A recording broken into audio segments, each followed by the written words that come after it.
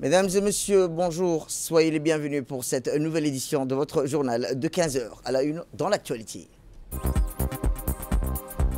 À la une dans l'actualité nationale, visite officielle du ministre de l'Éducation nationale à Moscou, renforcement des relations éducatives et technologiques entre la République de Djibouti et la Russie dans le domaine éducatif. Toujours dans l'actualité internationale, raid meurtrière sur Al-Rimal, famine persistante et départ d'une flottille depuis Barcelone pour briser ce blocus. C'était le titre. Merci si vous nous rejoignez. Merci de nous accueillir chez vous.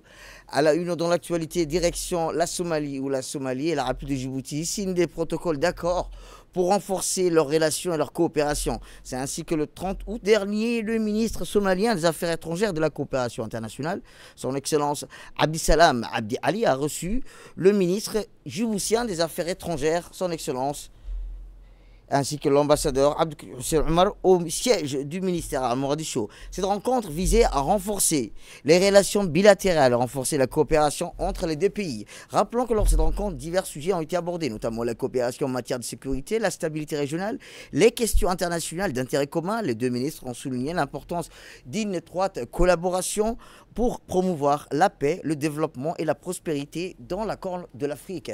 Ainsi, lors de cette rencontre, les deux ministères ont signé un protocole d'accord sur les consultations politiques établissant un mécanisme formel de dialogue politique régulier entre la Somalie et Djibouti. Cet accord devrait renforcer la coopération diplomatique et faire progresser les priorités des deux pays au niveau régional et international. Rappelons que la Somalie et la République de Djibouti, qui partagent des liens historiques, culturels et fraternels profonds, continuent de renforcer leur partenariat traditionnel en œuvrant toujours dans la coopération et au rapprochement.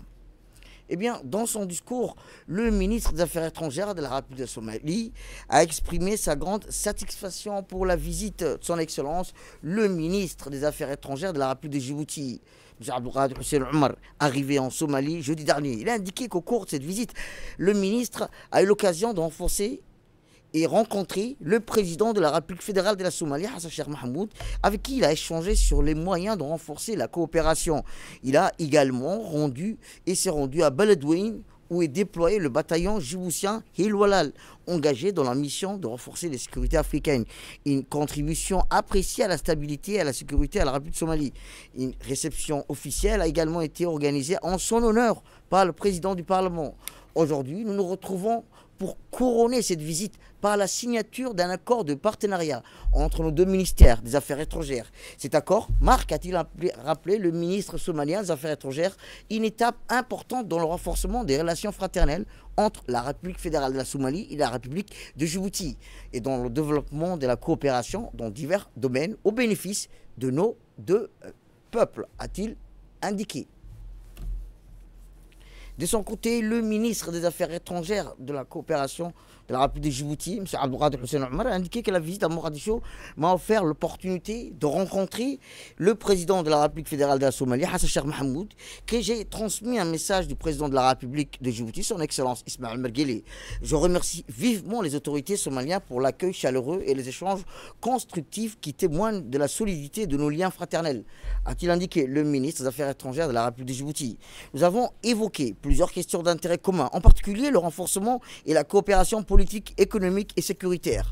Ma visite au ministère de la Défense a permis d'approfondir le dialogue et leur stabilité régionale.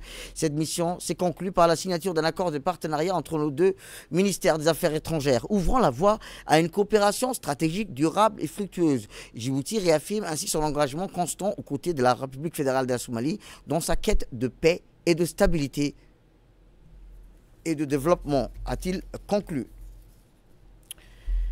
Et dans notre magazine de cet après-midi, nous vous parlerons de la rentrée scolaire. C'est ainsi que la rentrée scolaire rime toujours avec prudence et la sécurité en cette année scolaire. Reportage. Scolaire est un moment de liesse. Les enfants retrouvent leurs amis, les rires emplissent les cours de récréation et la ville reprend son rythme effervescent. Les rues s'animent, les cris des enfants résonnent dans les cours de récréation et la capitale retrouve son rythme effervescent.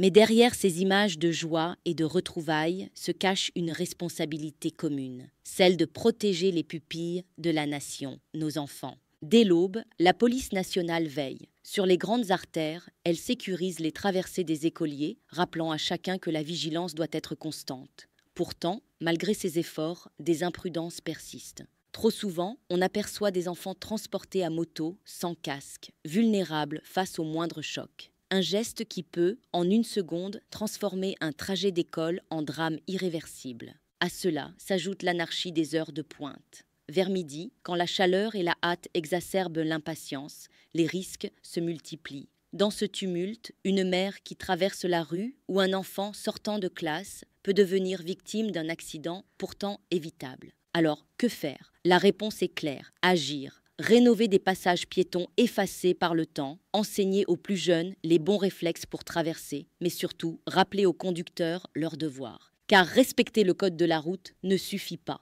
C'est aussi une question de civisme. Ralentir près des écoles, céder le passage aux piétons et se rappeler qu'une seconde de patience peut sauver une vie. Cette rentrée ne doit pas être seulement celle des cahiers flambant neufs et des uniformes repassés. Elle doit aussi marquer un engagement collectif. Car protéger les enfants sur le chemin de l'école, c'est protéger l'avenir d'un pays. Et cela, c'est l'affaire de tous. Et je vous le disais dans le titre, le ministre de l'Éducation nationale, de la formation professionnelle, M. Moustapha Mohamed Mahmoud, a effectué une visite officielle à Moscou du 27 au 29 août à la tête d'une délégation composée des conseillers techniques Mme Aïcha Qayad, Ali Mohamed Abdighedi, ainsi que la directrice du Centre de formation de l'éducation nationale, Mme Nim'a Hassan Ismail. Cette mission s'inscrivait ainsi dans le cadre du renforcement des relations bilatérales entre Djibouti et la Fédération de Russie, plus particulièrement dans le domaine de l'éducation et de la formation professionnelle et l'innovation technologique. Au cours de son séjour, le ministre a pris part en tant qu'invité d'honneur à une importante réunion de travail en Russie, réunissant plusieurs hauts responsables russes, notamment le ministre russe de l'Éducation, M. Sergei, le ministre de l'Énergie, M. Sergei Tisliev, ainsi que leurs homologues africains de l'éducation et de l'enseignement supérieur en visioconférence. Ainsi, les échanges ont marqué par un esprit de partenariat et de respect mutuel ont permis d'identifier les priorités de coopération dans des domaines stratégiques tels que le développement de l'énergie, des infrastructures associées, le renforcement de la sécurité alimentaire, la modernisation de la culture, l'intégration de nouvelles technologies, en particulier l'intelligence artificielle dans l'éducation, l'ouverture des classes spécialisées en sciences, technologies, ingénierie et mathématiques. Rappelons accompagné d'un soutien en matière et d'équipement. Sans plus tarder, écoutons le ministre de l'Éducation nationale. Djibouti adhère à l'esprit partenarial qui a été donc discuté, c'est-à-dire le respect mutuel, l'accompagnement de ces pays africains dans le domaine de l'éducation. Qui dit accompagnement dans le domaine de l'éducation dit bien sûr accompagnement dans le développement du pays. Aujourd'hui, l'Afrique a besoin de techniciens, a besoin d'ingénieurs, et donc la Russie se porte volontaire pour accompagner ces pays africains dans ce domaine de l'ingénierie. Et l'ingénierie commence de la plus jeune âge, donc on parle de STEAM, notamment les classes scientifiques, les classes de sciences, et ça vraiment c'est une belle avancée, ça va être une belle avancée, une belle aventure pour les pays africains en partenariat avec la Russie. Eh bien, après avoir participé à une réunion en visioconférence avec son homologue russe, M. Sergei Kravtsov, le ministre djiboutien a été convié à un déjeuner de travail qui a constitué une étape déterminante dans le renforcement de la coopération bilatérale.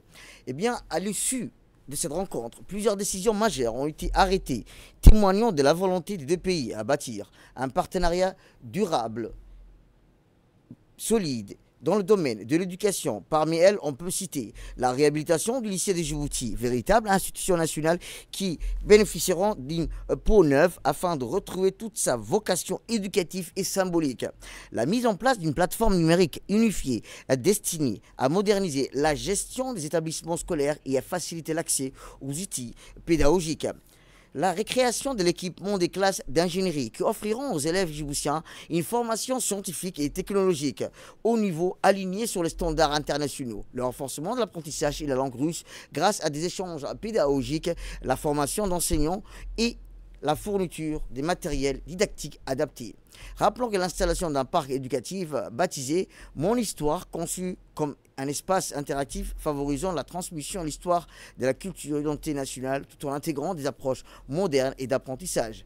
Ces décisions illustrent l'importance accordée par la Russie au développement du système éducatif djiboutien et confirment ainsi la place centrale de l'éducation dans les relations bilatérales entre les deux pays. Elles traduisent également sa jeunesse d'outils performants capables de répondre aux défis de la mondialisation et de l'économie du savoir.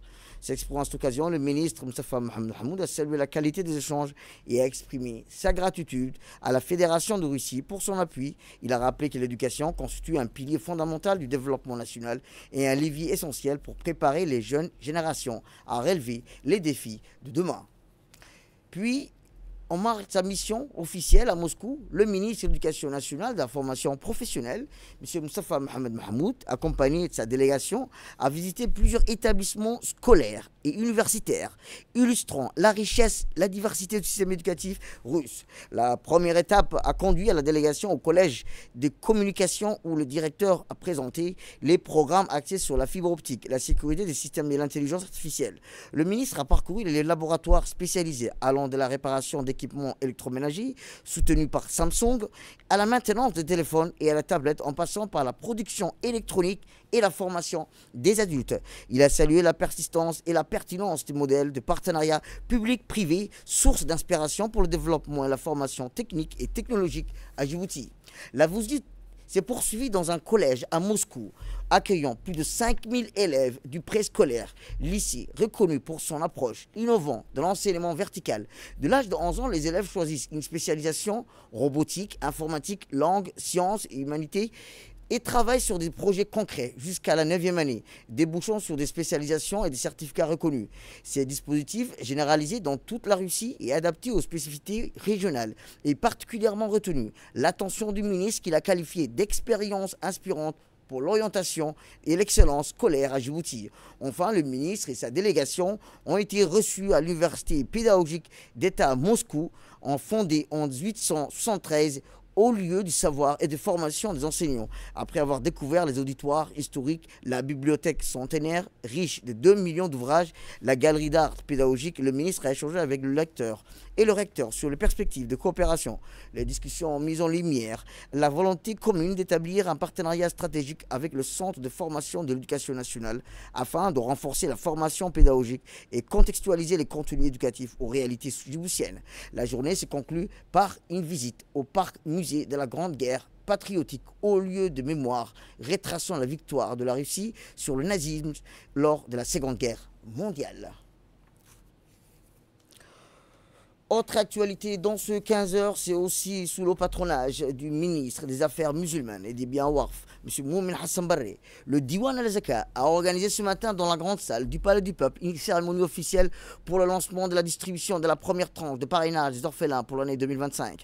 La cérémonie s'est tenue en présence des ministres du Travail, du Commerce, de la Décentralisation ainsi que du directeur général du Diwan al-Zaka, des représentants des principaux bienfaiteurs ou parrains parmi les particuliers et les entreprises. Dans ce cadre, 1160 orphelins de Djibouti-Ville de la commune de Balbala ont bénéficié de ces gestes nobles qui coïncident avec le mois de Rabi al-Awwal, mois de la naissance du prophète sallallahu alayhi wa sallam. Les opérations se poursuivront dans les jours à venir dans les régions de l'intérieur. Ces calendriers étant particulièrement stratégiques puisqu'ils procèdent et précèdent de quelques jours la rentrée scolaire.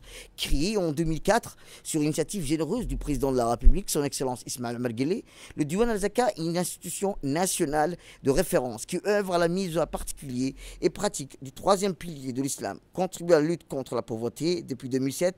Le Diwan al-Zaka met également en œuvre le projet de parrainage des orphelins.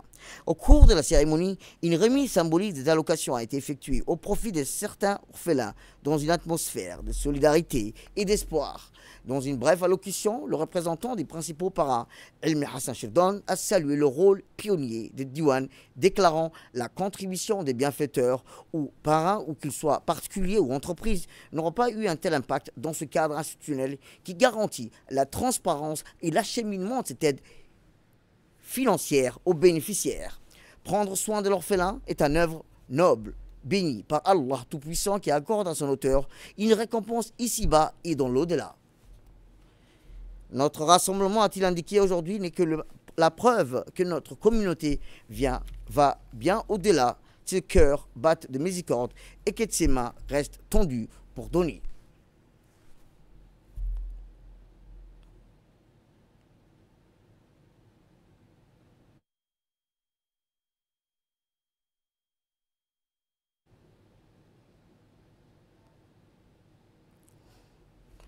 Quant au ministre des Affaires musulmanes et des biens Warf, il a insisté sur la dimension humaine et religieuse de cette initiative, affirmant que la prise en charge des orphelins à l'intention et portée à leur famille constitue un devoir moral et religieux. Le ministre, M. Moumin Hassan Barre, a rappelé que le Diwan de la Zaka représente un outil efficace pour accomplir ses devoirs, en parfaite harmonie avec la vision de l'État visant à promouvoir la justice sociale. C'est pour moi un plaisir de nous retrouver en ce jour béni du mois de Rabi al-Awwal, mois de la Renaissance et mois de la naissance du bien-aimé prophète sallallahu alayhi wa sallam, qui grandit orphelin et recommande à sa communauté de prendre soin des orphelins. Dans de nombreux hadiths, il dit: moi et celui qui parraine un orphelin seront au paradis, ainsi qu'en joignant l'index majeur pour indiquer la proximité de leur rang. Cela démontre clairement, a-t-il indiqué le ministre, la haute dignité réservée à celui qui prend en charge l'orphelin. En obtenant l'agrément d'Allah ici-bas et les degrés d'élevés dans l'au-delà. En cette heureuse occasion où en se conjuguant les bénédictions, la commémoration de la naissance du prophète, paix et salut sur lui, avec honneur de parrainer et de prendre soin des orphelins. Nous rencontrons nos fils, nos filles et leurs parents afin de lancer une nouvelle vague de parrainage pour l'année 2025. Nous considérons cette mission comme une responsabilité partagée avec tous ceux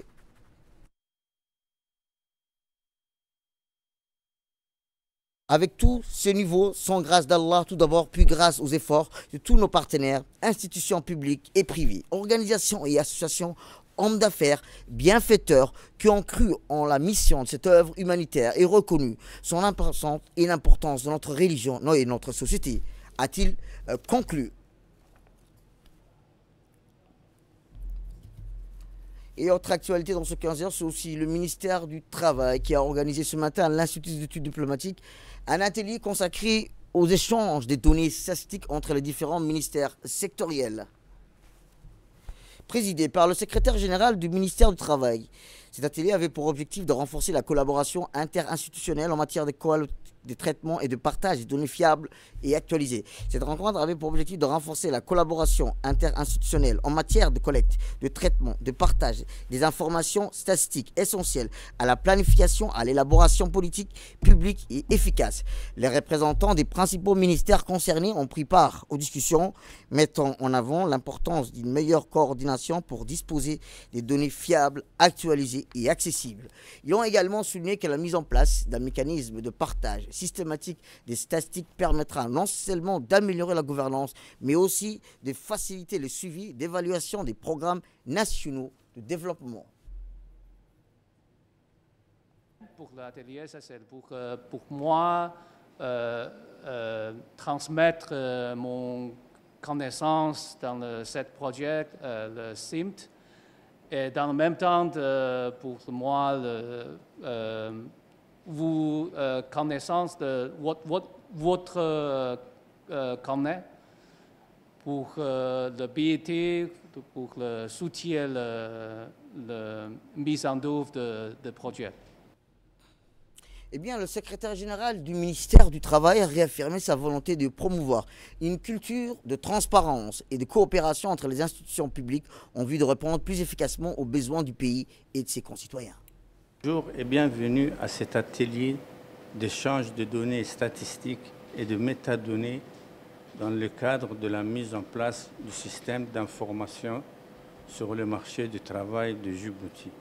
Pour instituer une meilleure gouvernance de la migration de la main-d'œuvre, le ministère du Travail, avec l'appui de l'OIT et le BRMM, met en œuvre des initiatives destinées à renforcer les capacités des acteurs clés du CEMET. Cet atelier sur les normes SDMX s'inscrit dans une série d'activités et de programmes mis en œuvre pour l'implantation du système d'information sur le marché du travail. Je tiens à vous rappeler que lors de précédentes rencontres, nous avons eu l'honneur d'établir un diagnostic partagé sur l'état de lieu du CEMT à Djibouti et de produire une feuille de route sur les enjeux relatifs à la migration du travail. Je compte sur votre participation active pour formuler des recommandations pertinentes sur les voies et moyens d'intégrer le SDMEX dans le CIMT. Je souhaite que cette formation consolide la vision que nous avons pour disposer d'un système d'information du marché du travail capable de fournir des informations actuelles et pertinentes pour asseoir la réflexion sur la migration de la main-d'œuvre.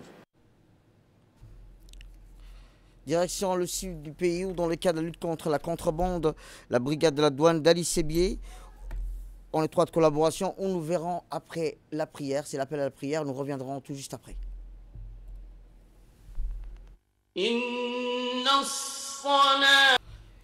Je vous le disais il y a quelques instants, c'était l'appel à la prière. Direction le sud du pays où, dans le cadre de la lutte continue contre la contrebande, la brigade de la douane d'Ali Sébié, en étroite collaboration avec la police détachée dans la région de l'armée Bias, ont intercepté une importante cargaison de cadres introduites illégalement sur le territoire. Cette coopération c'était entre la brigade de la douane d'Ali Sébié en étroite collaboration avec la police détachée dans la région et l'armée Bias. Au total, 5600 kg de cadres ont été saisis lors de cette opération coordonnée, marquant un succès significatif des forces de l'ordre contre les réseaux de trafic illicite qui tentent régulièrement de contourner les contrôles douaniers. La marchandise saisie. Cette occasion, une fois saisie conformément à la procédure en vigueur, a été détruite en présence du chef de la brigade de la douane d'Ali Sébié, Mohamed Moumin Hassan. Les responsables douaniers ont salué la coopération efficace entre les différentes forces engagées. Région à présent où les étoiles africaines ont brillé lors de la finale du championnat d'Afrique des Nations disputé à Nairobi, où le Maroc a décroché une troisième sacrée historique, mais l'éclat ne s'est pas limité au trophée collectif. Plusieurs joueurs sont distingués en remportant les distinctions individuelles les plus prestigieuses. Le meilleur du terrain, marocain Mohamed Rabbi, a été élu meilleur joueur du tournoi grâce à son rôle de leader et son influence déterminante, avec 6 réalisations dont un doublé mémorable en finale face à Madagascar, confirmant son statut d'arme offensive redoutable. Ainsi, le Maroc répare non seulement avec le trophée continental, mais également avec une moisson de récompenses. On reste toujours dans l'actualité régionale, dans une démarche historique, l'intégration économique régionale. Le Kenya et l'Ouganda ont signé hier un accord pour supprimer toutes les barrières douanières et non douanières qui entravaient le commerce entre les deux pays. La signature de l'accord a eu lieu à l'hôtel Resort de Mombasa en présence des ministres du commerce des deux pays, dans une ambiance officielle et optimiste quant à l'avenir de la coopération régionale. Dans l'actualité internationale, l'échec des négociations à Genève a été le théâtre de plutôt ce mois-ci à l'échec de la dernière série de négociations internationales visant à un traité mondial pour réduire la pollution plastique. Après 12 jours de discussions intenses, il s'agit là de la 6e tentative en 3 ans pour promouvoir un accord international sur le plastique. Mais les pourparlers ont de nouveau achoppé sur la question de la production. Une coalition de plus de 100 pays, dont des pays européens et plusieurs petits États insulaires en développement, ont plaidé pour un plafond maximal de production et de plastique. Et enfin, dans l'actualité internationale, les forces israéliennes ont mené des raids sur plusieurs sites dans la ville de Gaza, touchant notamment un immeuble résidentiel, une boulangerie populaire et une tente, faisant plusieurs victimes civiles qui blessées. Selon une correspondante, 7 personnes ont été tuées et plusieurs blessés transportés à l'hôpital Al-Shifa après qu'un immeuble résidentiel dans la rue d'Al-Wahda a été frappé. Dans le quartier d'Al-Rimal, les médecins du complexe Al-Shifa ont indiqué que la majorité des blessés étaient des femmes et des enfants et que leur état était grave. C'est la fin de cette édition. Merci à vous de nous avoir suivis. Restez avec nous pour la suite de notre programme télévisé. Le programme continue sur Télé Djibouti.